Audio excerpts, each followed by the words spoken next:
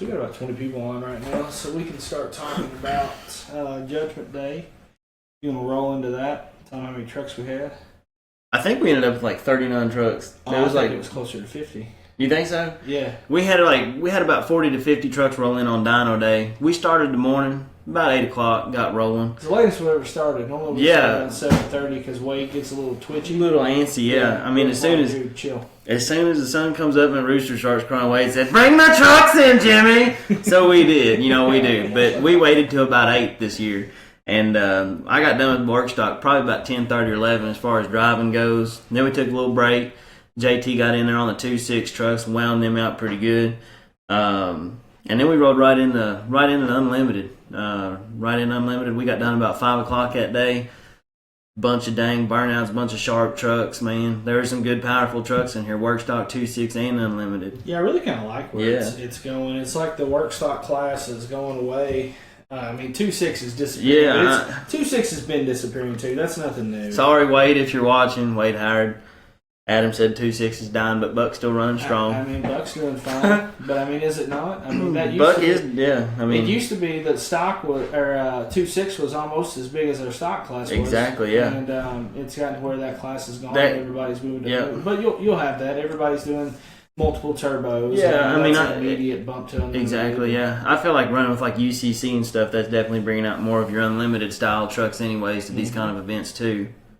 So somebody asked who you are. This is Jimmy. Jimmy Collin, seasoned vet, been here for 7 years. I took a 4-month break and decided I didn't like it and came back. So you missed us too much. That's me. Jimmy has been a little bit of everything. Jimmy's, I guess, a lot like me in a lot of aspects. I've done damn near every job in this building. Yeah.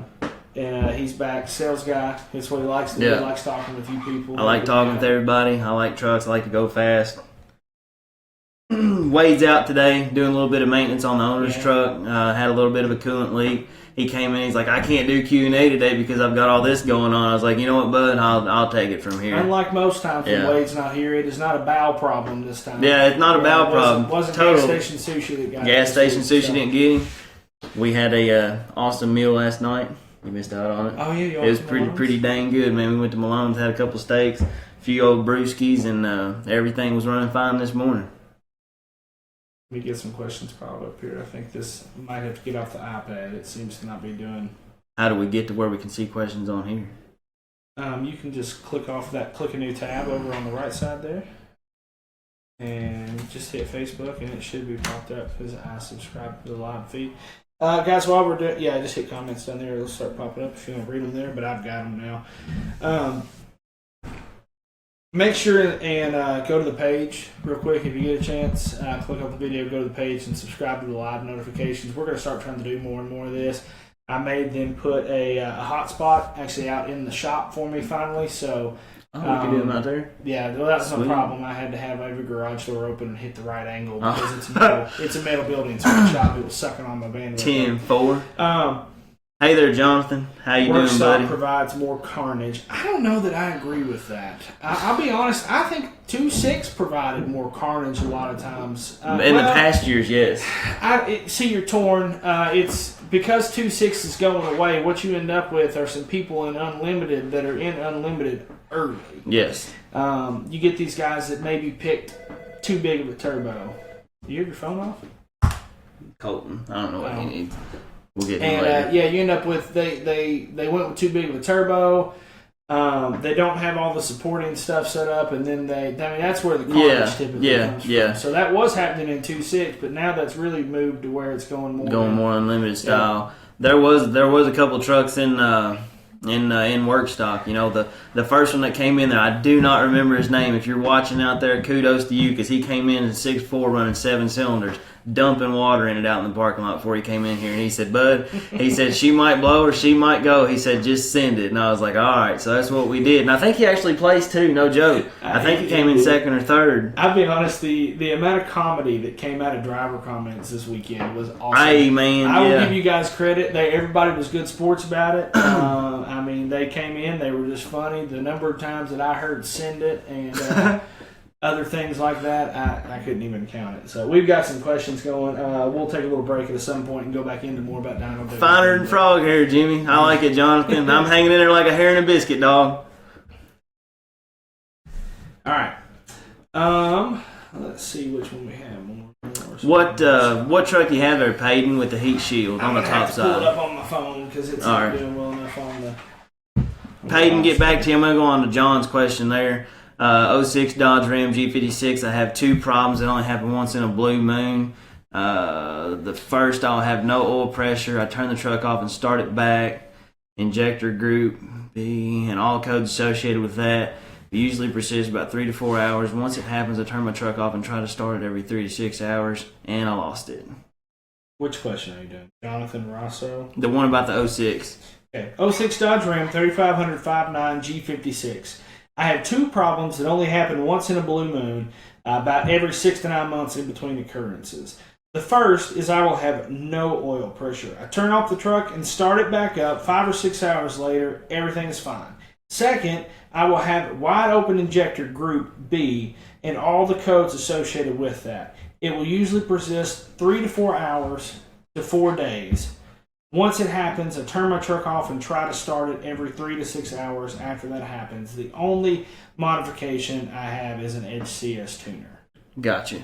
As far as the oil pressure problem, I don't quite know exactly what you have going on there, whether or not it's an issue with the actual cinder itself, chafed wire, something along that lines. The injector, the injector B, like bank, whatever you want to call it, that issue. Do you know, are you starting to have any injector issues? Are you starting to have any hard starts, white smoke, black smoke, loss in fuel economy, anything like that? I don't know where your problem lies there, but I feel like it could be with one of the control solenoids or something.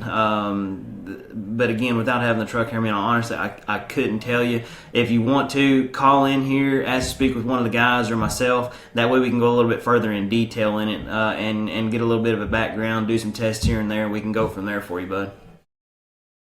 Timothy Tyler wants to know, how was the date with your favorite cousin? Date with my favorite cousin. Shit, I don't know who's my favorite cousin. I think he was just being a smart ass. Freaking me out, man. I don't know if someone knows something I don't. Peyton, the question about the heat shield earlier, it's a 2016 LML. You want the question again? Yes. 2016 LML. Do I need to put the heat shield on the top side by the windshield back, or can I leave that one off? I want to go with yes on this one. I'm not 100%. I can definitely find out for you, but I want to say yes. I want to say yes and slap it back on there. 2001, 24 valve Cummins. Yep. Wants to go to a 62 millimeter turbo. Okay. Does he need to have head studs for that, or will factory head studs be okay? No, absolutely. Anytime that you're going to be making more boost, obviously you're going to have more fuel there to be able to support that turbo. So you're going to be making more boost. And really, man, I don't care if it's a dang, next size up from what stock is. If I'm going to do it on my truck, I'm putting head studs in it, because you don't want to take that chance, man, to make more than 40 psi, and then there you are, you stretched a head bolt there and you popped a head gasket on the side of the road. No bueno. That's no fun. I'd go head studs all day. I mean, really, even if you just went with a 58, you'd still really want. Yeah, even if you were to go with like a Boxer 58, like from industrial. Again, I don't care what it is. If you're going to be doing something to modify that truck, you're going to be making more boost and still trying to run on a factory, head bolt. No, don't do that. Just go with head studs, man. Jonathan, I don't know if this is a serious question or not. Jonathan's been giving us crap, but I have an 05 Cummins. Can I get 800 pounds of torque? If so, how can I?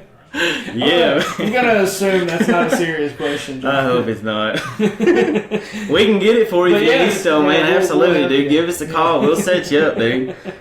Wes wants to know, we'll put in a fast fuel system on my 2012 F-250 6.7. Take care of the issue folks are having with the pump imploding, sending metal through the motor.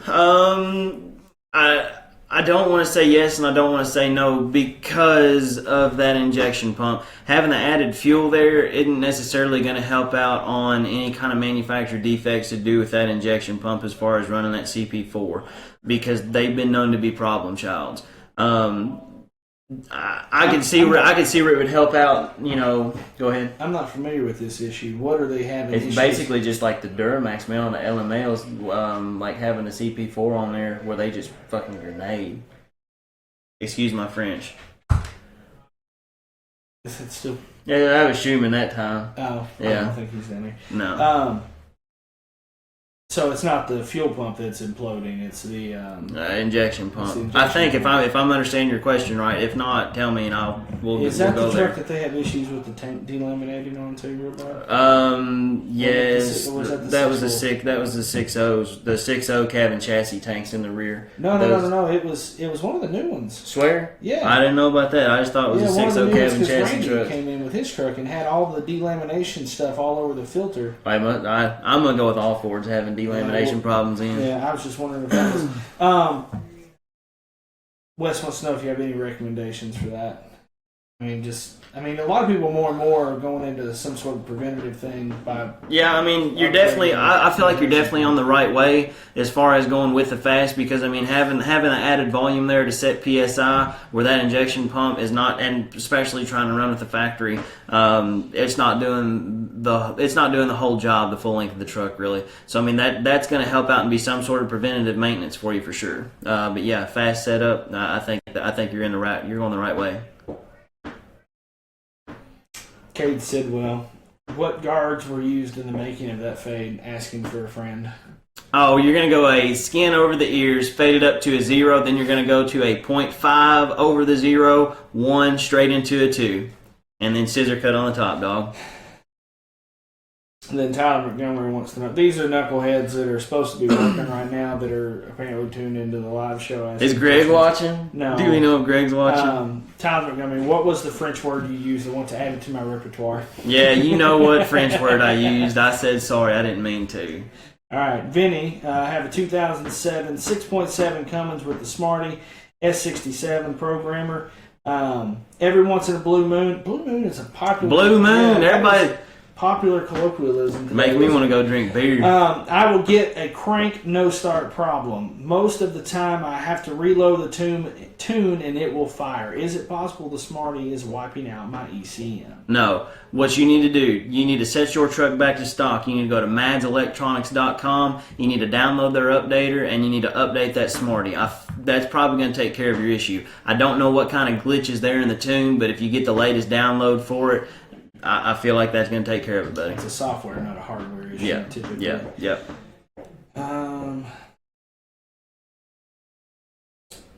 Shane. Hey, Hunter. Shane, I see your truck there. I don't know if you asked a question. That's not coming through for whatever reason. So, otherwise, nice truck here, I guess. Ryan, 05 Cummins 6-speed. Whining, humming, rotational noise while under throttle at about 35 to 55 miles per hour. All universals are new, and could it be a rear end or T-case bearing noise? Good question. Do you notice this at all if you have it in 4 high or something and take it down the road? As far as a rear end, what's the truck used for on the daily? Is it daily driver? Is it tow? Has it been towed a lot? Is it a work pig? I'd like to know what the truck does if you take it down the road in like a 4 high situation. As far as rear end noise kind of whining, man, the only thing I could tell you to do, bump that back case off of it on the rear end, check the fluid, see if there's any, shavings or anything in there. There's a whole lot more that goes into it. I hate to say that, but just going off, what kind of noise and everything. If you checked everything as far as U-joints and stuff goes, and everything feels tight under there, that's another situation without having the truck here. I really can't say. Jeff Coomer, he said, tuning and deleting a 2017 Ford F-350. Would you go with PPEI or GDP? And first off, Coomer, we're all real sorry to hear about your sister, bub. We got that news yesterday. Yep. Morgan let us know, and just let you know we're thinking about you, man. I know it's a rough time. If you need something from us, just let us know, brother. Man. For real. Really, man. I mean, as far as the Easy Link tuning goes for it, GDP, PPEI, top notch, both of them. I mean, I really don't have a pick there. I mean, as far as which one you go, either one you go with, I mean, you and I know both just doing that and getting everything off there, I mean, it's going to make a world of difference. So they're both good quality tunes, man. It really comes down to just what you want. But holler at me and we'll get you lined out. Yeah. 2012 Cummins with a 5-inch straight pipe. Will a tip change the sound, or are they just for looks? Tips are just strictly cosmetics, man. I mean, unless you get one in there that, jerry rigged, that's got a bellow in it halfway up the tailpipe and you've got it going down. I mean, no, it's just strictly just for looks. Tips, in my opinion, isn't going to change the way it sounds at all. I don't know how it could. No. I've had people argue that with me to the end. The only thing that makes logical sense to me of how it can change sound is the direction of it. Yeah, I mean, absolutely. If you got it like shot out straight behind the tire, and I mean, once you go by a building or something, you wham down in it compared to it shooting. Yeah, I can see that, but there's no way a tip. I mean, it can make it a little echoier. Yeah, it's like I reckon. putting your hand over your mouth and yelling. Yeah. It's still. It doesn't change the volume of it; just changes the echo. Yeah, unless you're running like a 55-gallon drum or something. I can see that. Then it would just be the right one. Yeah. All right. Shane came back with some more information for us. 98.5 Cummins, 24-valve auto. It's got a fast 150 edge with the hot unlock. Hot rod VP44 injectors. Truck has 289,000 on it. Transmission is starting to go. Upgrade to a manual or replace with a built auto. I'm gonna tell you straight up what I would do. I would go manual all day long, just because that's where all the fun's at. That manual's where all the freaking fun's at. You can grab gears, whatever you want to do. Automatic. I mean, if you're wanting to get into a race setup, no joke. Yeah, automatic all day long. But I mean, I would go manual just because I could hold the gears out longer, pull longer, grab gears, show off. Depends. Is it a standard output or a high output? You can go NV45 or NV5600 to NV45. Driving aspect of it, that would be a little bit more enjoyable because you don't have to fight between fifth and reverse and all that jazz, because reverse is over and up, to whereas with the NV4500, you just got the regular 5-speed with reverse down, but it's totally up to you there, man. Could a tuner help get better mileage? What truck? Regardless, no matter what truck, screw that. Any truck, it doesn't matter. Typically, yes. Tuners will help you get better fuel. Yes, because with adding a programmer to the truck, I mean, you're adding more fuel. You're basically with a programmer, you're putting more power to the ground at a lower RPM, so that cuts out all the energy the truck's having to make. No turbo surge, anything like that. No lag, is what I should have said there. But with the truck, here's the issue: is a lot of times it's a driver issue. You get a little bit more horsepower. And you find that your foot gets a lot heavier suddenly. I don't know exactly what the direct correlation is there, but there is one. I generally tell guys you're probably not going to see any fuel economy until about a month later after getting a programmer, because you're going to be so foot heavy and happy with it that you're just going to go all the time. I mean, balls to the wall. Especially with all the custom tuning. So, They've gotten to where they're making really, really efficient stuff. For sure, yeah. So,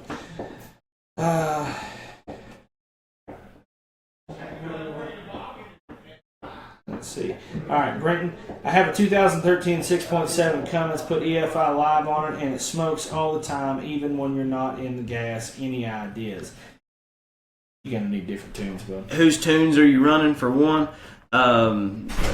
It's all gonna come back to tuning on that, because depending on how they have it set up, it's all going to fall back on the tuner. I'm not going to go that far into it, just because if you want to call in here and get one of us on the phone, we can definitely line you out, man. Yeah. I just don't want to blast anybody. Yeah, we don't know whose tunes it is or what anything like that. But that would be, if it's too smoky for you, we need to get back into the tunes and adjust. It may not be that anything's wrong. It may just be that it's not the preference that you wanted. Maybe there was miscommunication there somewhere, so we just need to get back into it. All right, I have a 6.0 Power Stroke. It has 190 injectors on it, and an AR .70 M24 turbo. Sorry, I was having a hard time doing it. Should I upgrade my fuel system to an air dog or a fast? Either one. Absolutely, yes. The answer was yes. Yeah, either one, man. Absolutely, yes. Especially with running that kind of setup there. I mean, the more added fuel that you can have. Also, look at doing a regulated return, too, to hold more fuel there at the top of the head and not let it recede back down the line when you go to add the fast or the air dog, whichever one you go with. But yes, 100% yes. Who do we have regulated returns through? Sinister has one. Sinister has a good one. I don't know if Diesel Site has one or not. Swamps. I want to say Swamps has one for the 7.3. Yeah, so I don't know if they've got one for the 6.0. We've got a few options there. We can definitely get you lined out. While we're on this, let's talk about this new little toy we're getting. We talked about this one. I think Wade stole one. Nope, it's there. We talked about this some last time. I'll let you kind of show it there. So this is GNR's sump. This is GNR's sump. Damn nice unit, shiny. She's pretty. Wade's in love. It is a nice kit. It is a very nice kit, though. It's a smaller hull, better clamping force on it. The one cool thing about it that this one has that all the other ones don't, if you turn it around, is this has a port on it for the return. This little unit right here screws in the top. You can see the return comes in there. We are very excited about these. So these will be going up on the site very soon. We're really happy to have them on board. Yep. Been adding a lot of sumps. We just added beans. Just picked up beans too, yeah. We've just picked these up. They're not up on the site yet, but we'll be doing those pretty soon. Yep. So that was our new product we were going to talk about today, but you all have been hammering us with questions, so we'll jump right back into that. I got a follow-up question so I can find the original here. We won't even. Hey, I'm doing Q&A. I'll call back. Persistent though, isn't he? Yeah. This was the T-case bearing noise. Do you need that question again? Oh, yeah, go ahead. 06 whining, humming. Got it. Okay, go with the second part. He uses it for tow rig all the time. I'll have to try 4 high. Also have an edge insight. The edge insight doesn't do anything. It's just a monitor, Bob. And he's been reading the EGT probe. Has been reading odd numbers like 86 degrees at idle. Only 8 months old. Could it be bad already? It used to work and read fine. Okay. Take that truck down the road, unload it, and put it in 4 high. Just drive it down the road, drive it to the gas station, and bring it back home. See if you have that noise. If you do, I kind of know where to go, and if you do, call in here and ask to speak with me. Again, Colin, Jimmy, extension 269. We'll go from there on that. The EGT probe side of things, it's a possibility, even though it is 8 months old, that it might have gone bad. Another thing is, if it's shorted out, I mean, if it's like this and it's hitting the other side of the exhaust manifold or something and shorting itself out there with the probe, that would be one thing to look at. I would also chase down the wiring harness, make sure that there's no shorts, kinks, chafes, anything in it like that to be able to give it a faulty reading. But just go from there, man. Give me a shout.